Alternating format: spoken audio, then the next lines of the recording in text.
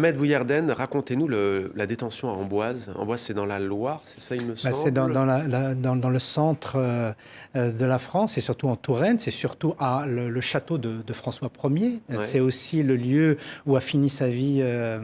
Léonard de Vinci, donc c'est quand même un haut lieu de la Renaissance. Et Abdelkader y arrive début novembre, donc début novembre 1848, après avoir déjà passé quelques mois au Fort Lamalgue en détention, puis au château Henri IV de Pau pendant un peu moins de 6 mois. Et finalement, pour des raisons j'allais dire, d'obsession sécuritaire de la part du ministère de la Guerre, on a préféré le rapprocher de Paris, et donc à Amboise, enfermé donc pendant 4 années, ou 5 années au total, donc 4 années à Amboise, où il y a à peu près un quart des siens qui vont être décédés et enterrés dans la ville même, et rappeler que ça a été comment dire, une captivité extrêmement éprouvante, car l'émir n'attendait qu'une seule chose, c'était sa libération. Combien de temps?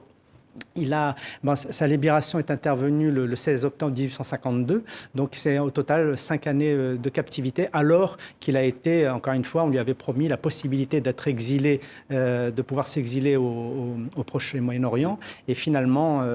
il y a eu un parjure de la part des autorités françaises, et puis la France est rentrée à partir de 1948 dans une série de crises et de révolutions qui ont empêché les différents gouvernements de tenir leurs promesses, et en tout cas, ce qui était certain, et les documents le montrent clairement, c'est que toute la hiérarchie militaire était opposée à la libération d'Abdelkader, parce que pendant 15 ans, on n'avait pas réussi à lui mettre la main dessus, alors on n'allait pas le lâcher, même contre une parole donnée.